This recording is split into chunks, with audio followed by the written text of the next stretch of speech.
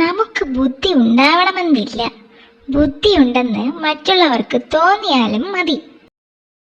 അതിനൊരു വഴിയുണ്ട്. മറ്റുള്ളവർ പ്രതീക്ഷിക്കാത്ത കാര്യങ്ങൾ നമ്മൾ ചെയ്യുക. ഉദാഹരണത്തിന്, എനിക്ക് ഈ തോട് കടക്കണം എന്ന് വിചാരിക്കുക. ഞാൻ പാലത്തിലൂടെ പോകുമെന്നല്ലേ താൻ വിചാരിച്ചത്?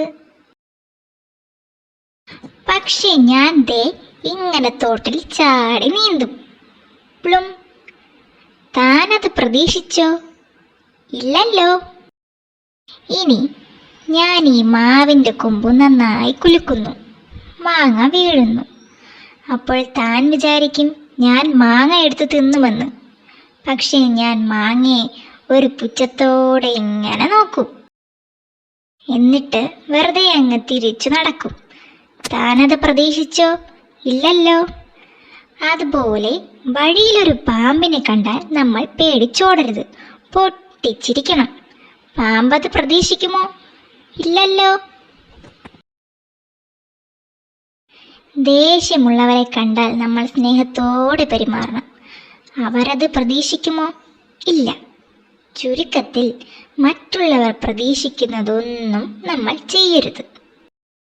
മണ്ടന്മാർ ഇതൊക്കെ കണ്ട് വിശ്വസിച്ചോളും. നമ്മളെ അവരെ ബഹുമാനിക്കും. എന്നെപ്പോലെ ശരിക്കും ബുദ്ധിയുള്ളവർക്ക് ഇതിൻ്റെയൊന്നും ആവശ്യമില്ല. പക്ഷേ താൻ ഈ വിദ്യയൊക്കെ പരീക്ഷിച്ചു നോക്ക്. സൂത്ര, ഞാൻ പരീക്ഷിച്ചു നോക്കി. ഹിഹി. എന്നിട്ട്? വഴിക്ക് കടിയൻ ചേട്ടനെ കണ്ടു. ഞാൻ തൊഴുതു. ബഹുമാനിക്കുമെന്നല്ലേ മൂപ്പരെ പ്രതീക്ഷിച്ചത്? ഞാൻ ഉറക്കെ പൊട്ടിച്ചിരിച്ചിട്ട് ഇവിടെ വാടാ എന്ന് പറഞ്ഞു. അങ്ങേരത് പ്രതീക്ഷിച്ചില്ല. എന്താ കാര്യമെന്ന് എന്നോട് ചോദിച്ചു. ഹാ, എന്നിട്ട്?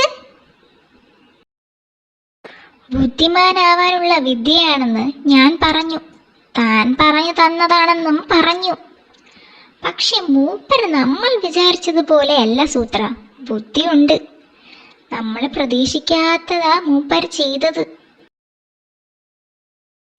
ഇവിടെ വാടാന്ന് ഞാൻ പറഞ്ഞെങ്കിലും അങ്ങേരന്റെ പിന്നാലെ വരുമെന്ന് ഞാൻ പ്രതീക്ഷിച്ചില്ല. അയ്യോ കടിയൻ ചേട്ടൻ! എന്നെ ചീത്ത വിളിക്കാൻ ഈ മണ്ടനെ പറഞ്ഞയച്ചത് നീയാണല്ലേ? എന്റെ കാട്ടുമുത്തപ്പ, ഇതും ഞാൻ പ്രതീക്ഷിച്ചില്ല സൂത്ര.